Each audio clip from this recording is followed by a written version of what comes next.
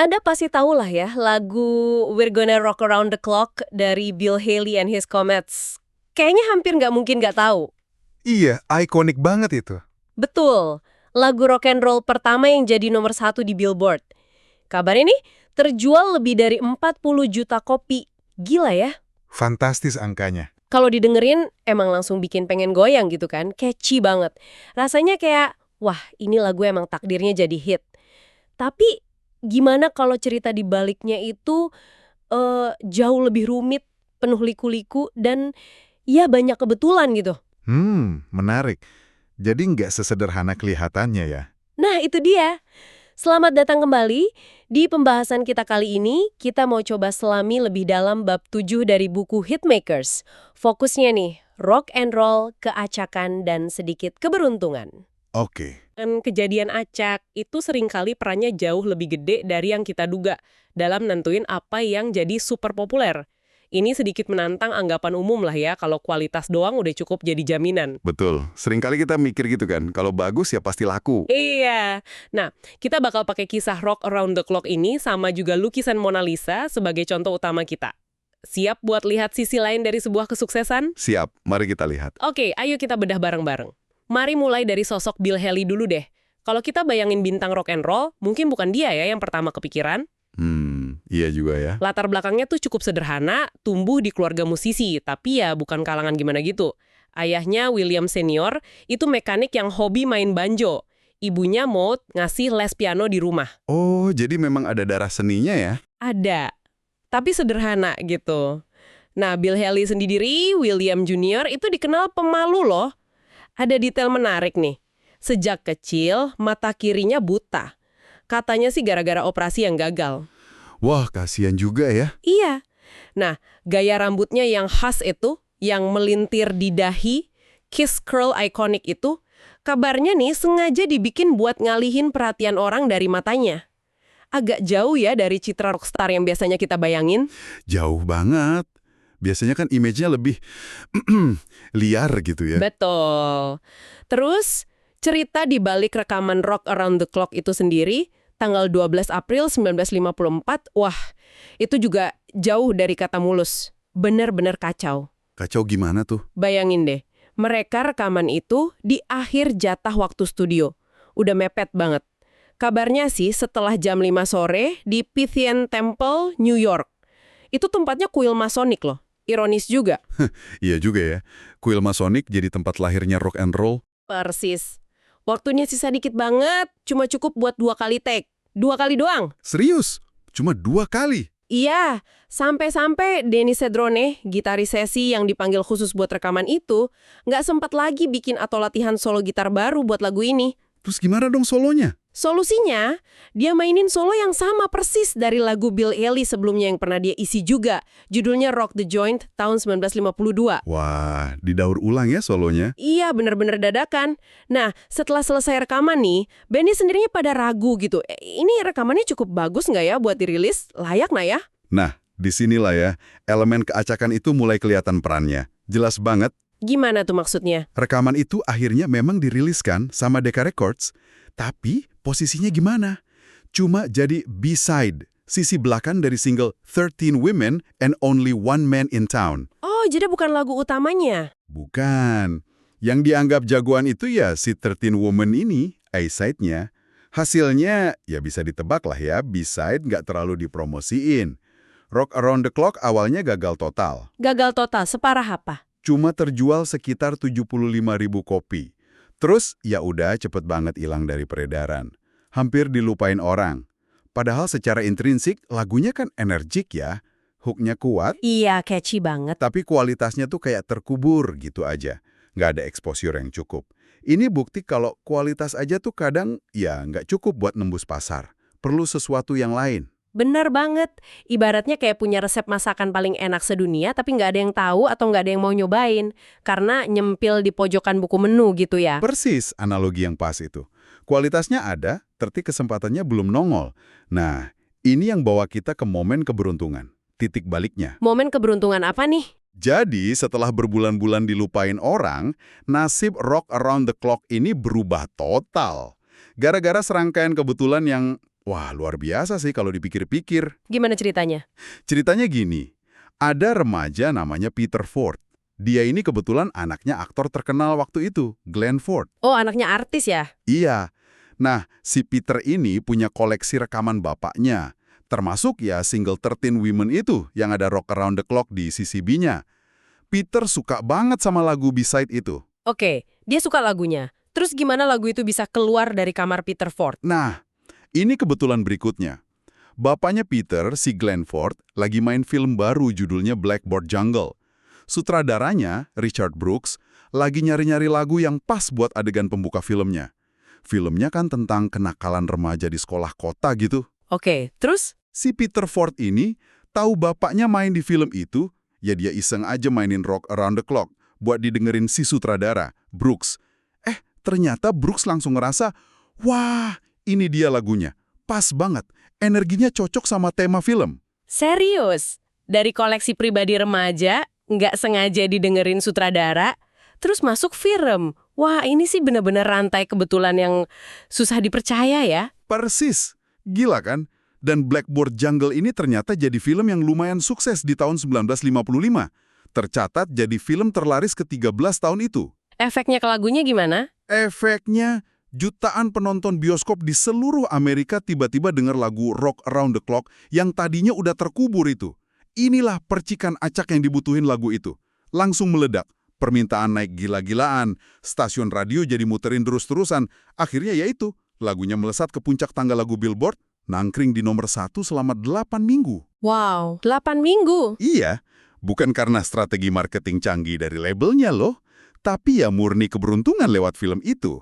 Kebetulan yang beruntung. Kisah yang luar biasa banget ya. Ini benar-benar nunjukin gimana elemen acak, faktor dari luar yang nggak diduga sama sekali, bisa ngubah nasib sebuah karya. Dramatis banget perubahannya. Betul loh. Dan fenomena kayak gini kan nggak cuma di musik aja ya. Coba deh kita lihat contoh lain yang juga dibahas di materi kita. Lukisan Mona Lisa. Ah iya, Mona Lisa. Semua orang tahulah ya lukisan ini, mungkin karya seni paling terkenal di dunia. Tapi pertanyaannya, apa ketenarannya itu murni karena kualitas artistiknya yang emang paling hebat dari awal? Nah, ini pertanyaan bagus. Tentu aja Mona Lisa itu mahakarya Leonardo da Vinci, nggak ada yang bantah itu. Teknik sfumato-nya, senyum misteriusnya, itu udah dikagumi dari dulu. Tapi kalau kita lihat data sejarah nih, ketenarannya yang seheboh sekarang itu relatif baru loh. Di abad ke-19 misalnya, Mona Lisa ya dihormati, tapi bukan bintang utamanya Museum Louvre di Paris. Ada catatan dari tahun 1849, nilainya ditaksir cuma sekitar 90.000 franc. Kedengerannya sih banyak ya, 90.000 franc. Tapi gimana kalau dibandingin sama karya lain waktu itu? Nah, di sini nih perbandingannya jadi menarik. Di museum yang sama, Louvre, di waktu yang sama, ada lukisan The Holy Family, karya Raphael. Nilainya sekitar 600.000 franc. Wah, jauh banget ya bedanya, hampir 7 kali lipat. Jauh banget. Jadi meskipun kualitas intrinsik Mona Lisa itu udah ada dari awal, itu nggak otomatis bikin dia jadi yang paling terkenal atau paling berharga. Bahkan di museumnya sendiri, popularitas globalnya itu baru benar-benar meroket setelah yaitu kejadian dramatis, pencurian lukisannya tahun 1911. Ah iya. Kasus pencurian yang heboh itu ya, saya pernah dengar sekilas. Lukisannya hilang 2 tahun kan? Betul sekali. Dicuri sama pekerja Louvre namanya Vincenzo Perugia. Itu jadi berita internasional gede-gedean. Nah, pas lukisannya akhirnya ketemu di Italia, terus dibalikin ke Paris tahun 1913, publisitasnya udah nggak ketulungan. Jadi orang makin penasaran gitu ya? Banget. Jutaan orang yang mungkin tadinya nggak gitu peduli, jadi tahu soal Mona Lisa. Antrian buat lihat lukisannya pas balik ke Louvre itu jadi panjang banget. Ketenarannya meledak setelah peristiwa itu. Disinilah ya, analisis dari pemikir kayak Duncan Watts yang dibahas di materi kita, jadi relevan banget. Soal gimana kita sering nulis ulang cerita sukses setelah kejadian. Tepat sekali. Watts itu mengkritik kecenderungan kita buat melakukan apa yang dia sebut rasionalisasi pasca kejadian, post hoc rationalization. Maksudnya gimana tuh? Jadi kita lihat Mona Lisa yang super terkenal sekarang, terus kita nunjuk kualitasnya, senyumnya lah, tekniknya lah, terus bilang, ya pantes saja terkenal, bagus banget gini kok. Padahal kualitas itu udah ada ratusan tahun, tapi nggak bikin dia seterkenal sekarang sebelum ada pencurian itu. Oh, jadi kita kayak ngabaikin peran faktor sejarah yang acak, kayak pencurian itu, sama pengaruh sosial setelahnya. Kita bikin ceritanya jadi kayak logis, dan udah pasti bakal gitu, padahal mungkin nggak ya. Persis. Penjelasan yang cuma fokus ke kualitas intrinsik itu gagal ngejelasin kenapa ketenarannya baru meledak setelah abad ke-20. Kenapa nggak dari dulu-dulu? Ini bukan berarti kualitas gak penting ya, tentu aja penting. Tapi cerita Mona Lisa, sama kayak Rock Around the Clock, nunjukin kalau kualitas itu seringkali perlu dibantu. Perlu faktor lain, termasuk keberuntungan, kejadian gak terduga, buat bisa sampai ke puncak popularitas global. Lebih gede, gimana kita memahami dinamika pasar budaya musik, film, buku, seni, tempat produk-produk ini bersaing satu sama lain. Materi kita ngacu pada pemikiran Watts dan Albert Greco, ngegambarin industri kreatif ini sebagai sistem yang punya beberapa ciri khas. Betul. Pertama, sistem ini nih kompleks. Artinya, selera audiens itu susah banget ditebak apa yang bakal ngehit besok. Nggak ada yang tahu pasti. Rumusnya nggak ada. Yang berhasil kemarin belum tentu berhasil hari ini ya. Iya. Kedua, sistem ini adaptif. Maksudnya, industri itu cenderung bereaksi sama kesuksesan. Kalau ada satu formula kelihatan berhasil, misalnya film superhero atau novel distopia remaja, wah, yang lain cepet banget niruin. Kayak yang kita lihat sekarang ya, banyak banget film superhero atau franchise yang adult. Tapi bukannya niru terus-terusan gitu ada risikonya juga. Tentu saja, peniruan berlebihan itu bisa bikin tren jadi jenuh, jadi basi. Ada contoh menarik dari era 80-an, 90-an di Hollywood. Inflasi gaji bintang film gede. Oh iya, gimana tuh? Studio-studio tuh pada lomba bayar mahal aktor A-list karena dianggap jaminan box office. Sampai akhirnya, beberapa film super mahal yang bintangnya top banget, gagal total di pasaran. Contoh klasiknya mungkin Last Action Hero sama Arnold Schwarzenegger. Ah, iya ingat film itu. Nah, mitos kalau bintang gede sama dengan pasti sukses itu mulai retak. Tren gaji gila-gilaan itu pelan-pelan reda karena ya terbukti nggak selalu efektif. Oke, jadi kompleks dan adaptif. Ciri ketiga apa? Ketiga, sistem ini digambarkan sebagai semi kacau dengan dinamika yang mirip distribusi Bose-Einstein di fisika. Ini agak rumit kedengarnya ya. Haha, iya lumayan. Coba disederhanain. Oke, analoginya gini. Bayangin konsumen itu kayak partikel gas dalam wadah. Mereka gerak acak aja. Tapi sesekali, tanpa bisa diprediksi kenapa, mereka bakal cenderung ngumpul di satu sudut. Nah, dalam konteks kita, mereka ngerumunin satu produk budaya tertentu. Lagu, film, buku. Jadi kayak tiba-tiba banyak yang suka gitu ya? Iya, fenomena hit besar atau yang disebut What's Global Cascades ini secara matematis pasti bakal terjadi sesekali di sistem kayak gini. Tapi produk mana persisnya yang bakal meledak? Hampir mustahil diramal. Kegagalan awal Rock Around the Clock terus tiba-tiba meledak gara-gara Blackboard Jungle itu contoh sempurna dinamika semi kacau ini. Susah ditebak tapi kalau udah meledak bisa gede banget ya. Terus yang terakhir. Yang keempat, berlakunya hukum Pareto atau prinsip 80-20. Ini pola yang umum banget di industri kreatif. Sebagian kecil produk, katakanlah 20% film, itu cenderung ngasilin sebagian besar pendapatan. Misalnya 80% box office. Oh, jadi yang sukses banget itu cuma sedikit ya? Betul. Atau di App Store gitu, cuma segelintir aplikasi yang dapat mayoritas pendapatan. Ini nunjukin betapa kesuksesan itu terkonsentrasi banget. Sedikit yang jadi hit super besar, sementara mayoritas lainnya ya mungkin sukses biasa aja atau malah gagal. Gambaran ini nunjukin sebuah arena yang penuh ketidakpastian ya. Materi kita nyebutnya ketidakpastian dua sisi. Maksudnya gimana tuh? Di satu sisi, ada kreator yang nyoba bikin sesuatu yang baru, yang belum pernah ada. Di sisi lain, ada audiens yang juga nggak tahu mereka bakal suka apa enggak sama hal baru itu. Dua-duanya sama-sama nggak pasti. Dan karena nggak pastinya tinggi banget ini, industri jadi selalu cari cara buat ngurangin risiko ya, buat ngendaliin hasilnya. Nah, iya. Sejarah nyatat banyak upaya buat ngontrol jalur distribusi. Contohnya, praktik payola di industri musik. Payola itu apa? Itu loh, label rekaman, diam-diam bayar stasiun radio biar muterin lagu artis mereka lebih sering, biar lebih terekspos. Praktik ini kemudian dianggap ilegal sih. Oh, kayak sogokan gitu ya? Ada contoh lain?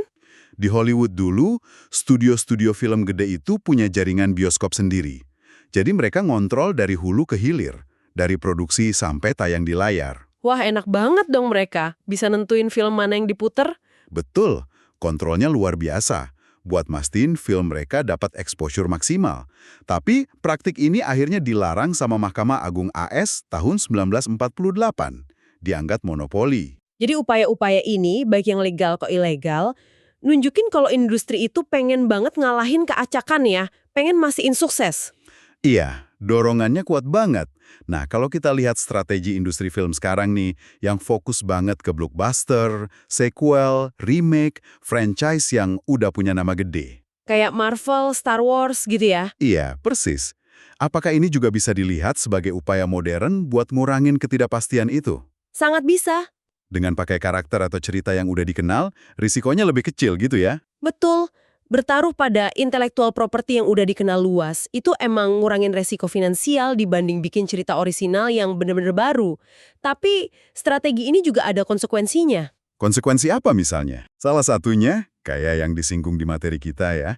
Jadi banyak penulis, sutradara, berbakat yang pengen bikin cerita orisinil yang lebih berani atau kompleks, akhirnya pindah ke TV atau platform streaming. Oh, jadi itu salah satu sebabnya banyak serial bagus sekarang ya? Bisa jadi itu salah satu kontributornya. Makanya sering disebut zaman keemasan televisi. Kita nemuin banyak cerita berkualitas film justru di layar kecil. Konsekuensi lain, kalau studio udah keluarin ratusan juta dolar buat satu film blockbuster, terus filmnya gagal, Ruginya gede banget ya? jauh lebih besar. Jadi upaya ngurangin risiko ini, ironisnya bisa juga memperbesar skala kegagalan kalau sampai kejadian. Menarik banget ya dinamika ini terus berubah. Nah, sekarang coba kita balik lagi sebentar ke Bill Haley dan Rock Around the Clock. Kita udah lihat gimana keberuntungan lewat film Blackboard Jungle itu jadi kunci suksesnya yang gila-gilaan. Tapi, di bagian akhir pembahasannya, materi kita juga ngingatin kita buat nggak lupa sisi lain cerita ini. Sisi apa tuh? Kegigihan Bill Haley sendiri. Ah, iya. Poin yang penting banget ini. Keberuntungan emang perannya masif. Nggak ada model statistik manapun yang bisa prediksi bisa terlupakan tiba-tiba jadi fenomena global. Faktor Blackboard Jungle itu benar-benar kayak petir nyambar di siang bolong, Bener-bener nggak terduga. tapi petir itu nyambar karena Haley dengan kegigihannya yang hampir bisa dibilang nggak masuk akal, udah lebih dulu masang tiang penangkal petirnya. Maksudnya gimana tuh masang tiang penangkal petir? Ingat detail ceritanya nggak? Haley itu sebenarnya udah pengen banget rekaman Rock Round the Clock Joe sebelumnya sama label namanya Essex Records. Tapi labelnya nolak. Oh, ditolak ya? Ditolak. Dia sampai harus pindah label ke Decca. Di Decca pun dia harus nego keras cuma buat dapat secuil waktu studio yang berharga itu. Dia harus rela terbang ke New York. Terus di sesi rekaman yang kacau itu, dia harus habisin sebagian besar waktu buat rekaman lagu A-Side 13 Woman yang mungkin dia nggak gitu suka. Demi apa? Demi dapat sisa waktu, kira-kira cuma 130 detik, buat rekaman lagu yang dia cinta banget dan dia yakini sepenuh hati. Rock Around the Clock. Jadi meskipun ada untung-untungan gede, ada juga perjuangan dan keyakinan dari orangnya ya. Nggak pasrah aja gitu. Tepat. Kegigihan Haley inilah yang nyiptain peluang biar kejadian acak Blackboard Jungle itu bisa terjadi. Terus dampaknya jadi luar biasa. Dia nggak cuma nunggu nasib baik datang, dia aktif banget. Lewat kerja keras, keyakinan yang keras kepala, mungkin ribuan percobaan lain yang gagal sebelumnya, dia nempatin dirinya dan lagunya di posisi di mana keberuntungan itu bisa nemuin dia. Dia mastiin lagunya ada dulu ya, biar bisa ditemukan ya. Persis. Dia mastiin lagu itu terekam, ya meskipun cuma jadi B-side.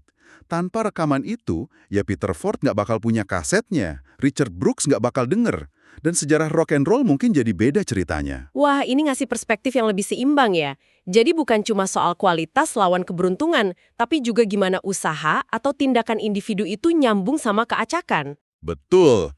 Coba bayangin momen itu di kuil Masonic, 12 April 1954. Seorang pria pemalu setengah buta, udah berjuang bertahun-tahun, akhirnya dapat kesempatan mungkin cuma satu itu aja buat rekaman lagu impiannya. Dengan sisa tenaga setelah sesi panjang, dia keluarin suaranya, terus mulai ngitung. Hitungan yang bakal terus kedengaran puluhan tahun. 1, 2, 3 o'clock, 4 o'clock, rock. Momen pertemuan antara persiapan panjang dan kesempatan sekilas ya. Iya, pertemuan itu. Jadi kalau kita rangkum nih, dari penelusuran kita di bab 7 Hitmakers ini, kesimpulan utamanya apa ya? Kayaknya sih kesuksesan besar di dunia budaya. Mau itu lagu, film, buku, karya seni, jarang banget hasil dari satu faktor aja. Iya, nggak pernah simpel. Seringnya ini perpaduan kompleks antara, ya jelas kualitas intrinsik karyanya sendiri, tapi juga dosis keberuntungan yang signifikan, kejadian acak yang nggak terduga, sama dinamika pasar yang susah ditebak. Jadi yang terbaik secara objektif aja tuh seringkali nggak cukup ya. Betul, kualitas itu penting. Mungkin kayak tiket masuknya lah. Tapi seringkali nggak cukup buat menangin lotre popularitas global. Exposure yang pas di waktu yang pas itu krusial banget. Dan kayak yang ditunjukin cerita Rock Around the Clock sama Mona Lisa tadi, exposure itu kadang datangnya bukan dari strategi hebat, tapi ya dari sentuhan kebetulan atau kejadian sejarah yang nggak disangka-sangka. Bener banget. Nah, ini jadi munculin satu pertanyaan penting nih, buat Anda renungkan lebih lanjut. Mengingat peran gede dari keacakan dan keberuntungan ini dalam nentuin apa yang berhasil dan apa yang gagal di dunia kreatif, gimana seharusnya kita mandang dan nilai kesuksesan atau kegagalan itu? Pertanyaan bagus tuh. Apakah pemahaman ini ngubah cara Anda ngelihat lagu, film, atau buku terbaik yang baru aja Anda nikmatin? Atau karya-karya yang Anda anggap mahakarya? Coba deh, pikirin lagi perjalanan karya favorit Anda. Kejadian gak terduga apa, momen keberuntungan kecil atau besar apa, yang mungkin udah berperan ngebawa karya itu dari ide di kepala kreatornya, sampai akhirnya bisa nyampe ke tangan atau telinga Anda. Sesuatu buat dipikirin ya. Iya, sesuatu untuk dipikirkan bukan?